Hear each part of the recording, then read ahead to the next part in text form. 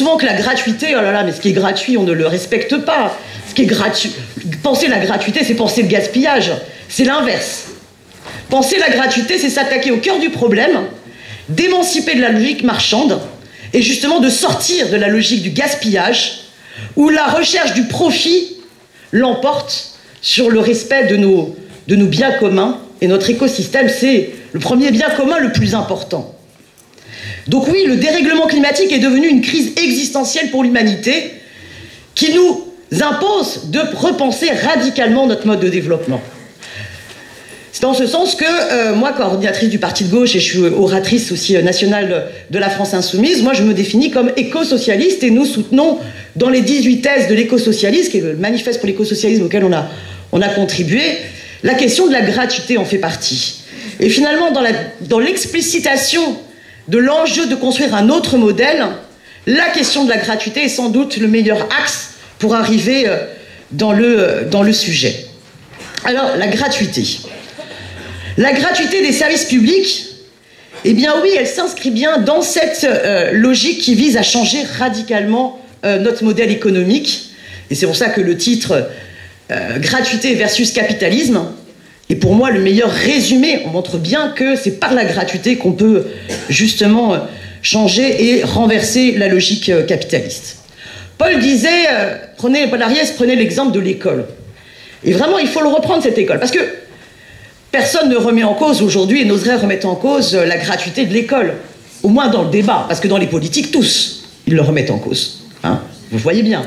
On continue à avoir des financements facultatifs à l'enseignement privé et à ne pas s'attaquer aux stratégies d'évitement scolaire. Mais sur l'enseignement supérieur, c'est encore plus flagrant.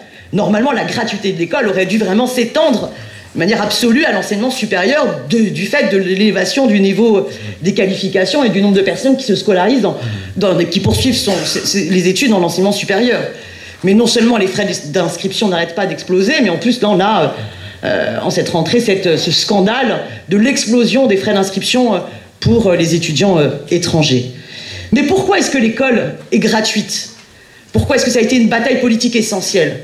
Parce que tout le monde comprend bien que dans l'attachement à la République, comme idéal inachevé, la question de garantir à toutes et à tous d'avoir accès, pas simplement à l'instruction, mais aussi à la formation de l'esprit critique des citoyens et des citoyennes, c'est une question fondamentale dans le projet politique d'un peuple qui est capable d'exercer sa pleine souveraineté. Il faut qu'il ait accès à l'éducation nationale. Et pourtant, bien oui, l'école a un coût. Mais la gratuité, elle pose donc d'abord la question de l'intérêt général. Ce qui relève de l'intérêt général doit être gratuit. Mais tout de suite, en plus de la question de l'intérêt général, la gratuité pose la question du droit. Le droit à l'éducation. Mais en plus de poser ce droit, elle pose aussi la question d'un droit bien universel. Toutes et tous doivent y avoir accès. C'est pas la même chose qu'une tarification sociale pour certains et pour les plus démunis. On ne veut pas la gratuité de l'école que pour les plus faibles. Non, on veut la gratuité de l'école pour toutes et tous. C'est pas une aumône qu'on demande dans la gratuité. La gratuité permet ensuite de distinguer valeur d'usage et valeur d'échange. Et ça, c'est bien le cœur de la logique capitaliste qui est remis en cause quand on distingue la valeur d'usage et la valeur d'échange. Oui, tout service public a un coût. Mais qui porte le coût? Le coût est porté par la redistribution des richesses et garantit les droits. Et on estime qu'il y a une valeur d'usage et on garantit l'accès de toutes et tous à cette gratuité, à ce service public. Mais surtout, dans le coût, on émancipe le service public de la prédation des intérêts privés qui exigent rétribution des actionnaires.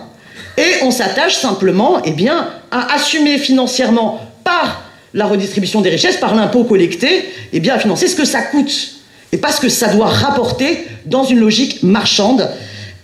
Et donc c'est pour ça que cette question de la gratuité permet justement de revenir à la valeur d'usage. Et parce que ça revient à la valeur d'usage, ça permet également de prendre en compte par la collectivité ce qui répond à l'intérêt général et de changer les tarifications entre ce qui relève d'un droit essentiel à la vie, comme les premiers mètres cubes d'eau, pour reprendre l'exemple qui a été donné tout à l'heure, et ce qui relèverait d'un mésusage.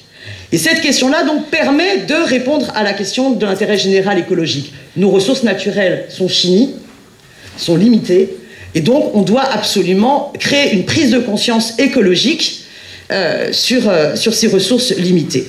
Et c'est vrai que dans une république qui inscrirait la règle verte dans sa constitution et qui engagerait une planification écologique, eh bien, on a donc la possibilité de pouvoir, par la gratuité de ce qui relève de l'intérêt général, créer cette conscience écologique. Et finalement, on voit bien que cette gratuité, elle permet de faire prendre conscience de ce qui nous est commun, les services et les biens communs. Et à partir du moment où c'est des services et des biens communs, eh bien, ils doivent être gérés par toutes et tous. Donc la gratuité, elle permet aussi d'introduire l'exercice démocratique des citoyennes et des citoyens. Tout service public devrait être organisé par les salariés qui y travaillent et par les citoyens. Et la gratuité doit être aussi un levier pour exiger l'implication citoyenne de toutes et toutes dans la chose publique. Ça pose la question de la démocratie. Et donc, cette gratuité, moi je suis aussi conseillère de Paris. Alors là, c'est plus, j'ai plus que 3 minutes, mais c'est vrai que si ça peut sembler évident que quand on est progressiste, on se bat pour la gratuité, ben, hélas, on voit bien que ce principe et cet attachement politique a subi l'ensemble des crises politiques, notamment dans tous les courants, voilà, sociodémocrates qui ont abandonné et trahi petit à petit leurs convictions. Comment se pose la question, ou s'est posée la question de la gratuité à Paris? Je donnerai rapidement quelques exemples. On a eu le débat sur l'eau, puisque Paris, ça j'en suis fière, on a remis l'eau en régie publique et on a émancipé l'eau des intérêts privés. Mais hélas, dès qu'il y a eu le débat sur la gratuité des premiers mètres cubes d'eau, eh bien la majorité municipale, à laquelle je ne fais pas partie, parce que je suis non inscrite donc, dans l'opposition municipale, eh bien, a privilégié la question de la tarification sociale. C'est pour ça qu'une rencontre comme aujourd'hui est importante. Parce que ce débat, il a traversé le Parti socialiste, il a traversé le Parti communiste, il a traversé les écologistes, et ce qui a été tranché, ça a été la tarification sociale. Or, c'est pas du tout la même chose. À partir du moment où vous avez une tarification sociale, ça veut dire qu'il faut aller quémander au château son droit au premier mètre cube d'eau. C'est plus un droit, c'est une aumône sociale. Alors que la gratuité des premiers mètres cubes d'eau pour toutes et tous est un droit reconnu, et donc une dignité. La gratuité des bibliothèques. Il y avait la gratuité sur le prêt des livres. Et puis alors, tout ce qui était DVD, CD-ROM, il fallait payer. Pourquoi? Soi-disant, c'était plus cher, il risquait d'avoir un vol. Mais quand c'est gratuit, on respecte celles et ceux qui viennent dans ces équipements publics. Et les livres n'étaient pas volés. La gratuité des CD et des DVD ne signifie absolument pas qu'il va y avoir moins de respect. La gratuité des musées. Les collections permanentes sont accessibles gratuitement, mais tout ce qui est exposition temporaire, eh bien on a vu les prix augmenter et en même temps le mécénat se développer. Pourtant, il faut permettre l'accès à la culture de toutes et tous. Mais je dirais, et je terminerai par là, la question des transports et la question de la gratuité des transports me semble une question majeure. En tout cas, moi, je l'avais porté dans la bataille municipale en 2014, et j'ai bien l'intention que nous le portions dans les listes citoyennes que je souhaite sur Paris et que je souhaite voir émerger dans toutes les communes de France, quoi. La question de la gratuité des transports, et je terminerai sur cette insurrection citoyenne fabuleuse que connaît notre pays en ce moment avec les Gilets jaunes, elle a commencé sur la question des taxes des carburants. Or, on sait bien que face à la crise climatique, il faut absolument abandonner le mythe de la voiture individuelle, quelle aberration, et développer les transports en commun. Eh bien, justement, la gratuité des transports en commun, n'est-ce pas là le meilleur levier pour garantir que toutes et tous abandonnent l'usage de la voiture? Alors, bien sûr, il faut aussi un maillage, hein, et on voit bien tout l'enjeu de la bataille qu'on a pu avoir sur la SNCF contre sa casse et sa privatisation. Alors, souvent, on nous dit, oui, mais ça coûte très cher. Mais regardez combien coûte la pollution. Et je terminerai par là. 2500 personnes meurent prématurément par an à Paris du fait de la pollution. Quelle est la valeur de ces vies? Donc l'enjeu de la gratuité sur les transports est une bataille essentielle à mener. Évidemment, elle passe aussi par un cadre législatif, notamment d'augmenter la part transport des entreprises. Mais c'est un enjeu qui permet d'émanciper les intérêts privés de la logique de recherche du profit sur les transports. La question de la gratuité de l'ensemble des usages d'une ville garantit le droit à la ville et garantit de définitivement émanciper nos services publics d'une logique marchande mortifère. Je terminerai par là. Et donc, vive la gratuité. Vous avez vu que Benjamin Griveaux, hier, en sortant du Conseil des ministres, a méprisé les gilets jaunes en disant qu'il ne s'agissait que des radicalisés. Et puis une phrase avant ou une phrase après, je ne sais plus, parce qu'il nous endort tellement dans son discours, il avait assumé que le gouvernement allait faire une politique plus radicale. Eh bien non. Assumons, nous, d'être des radicaux, c'est-à-dire de prendre le problème à la racine des choses et de défendre à fond la gratuité. Merci. Eh bien, bonjour à toutes et à tous. Ça fait plaisir de se dire qu'un 5 janvier, on est aussi nombreuses et nombreux pour débattre dans ce forum gratuité. Et donc vraiment, merci Nathalie Perrin-Guilbert de nous accueillir dans cette salle de ta municipalité, parce que c'est un engagement extrêmement important et fort.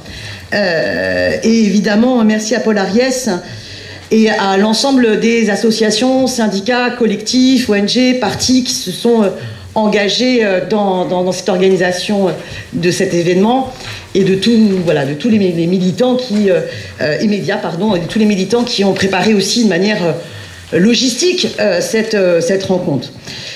Cette question de la gratuité est essentielle. Elle est sans doute finalement la solution et la porte d'entrée au problème le plus important auquel nous sommes confrontés. On a 12 ans pour changer radicalement le système. C'est ce que nous dit le rapport du GIEC. Je reprendrai cette phrase de Naomi Klein dans son livre « Tout peut changer ». Soit on laisse le bouleversement du climat transformer radicalement le monde, soit on transforme radicalement l'économie pour éviter le bouleversement du climat. Et nos ressources naturelles sont finies, et finalement, le fondamentalisme marchand, c'est elle qui utilise ce terme-là, eh bien, il est extrêmement dangereux pour la santé de notre planète. Parce que finalement, la logique marchande conduit à un gaspillage et à une surexploitation, non seulement de la force de travail, et une surexploitation des femmes et des hommes, mais une surexploitation de nos ressources naturelles qui met en péril les conditions même de notre survie dans l'écosystème. Et donc finalement, pour toutes celles et ceux qui pensent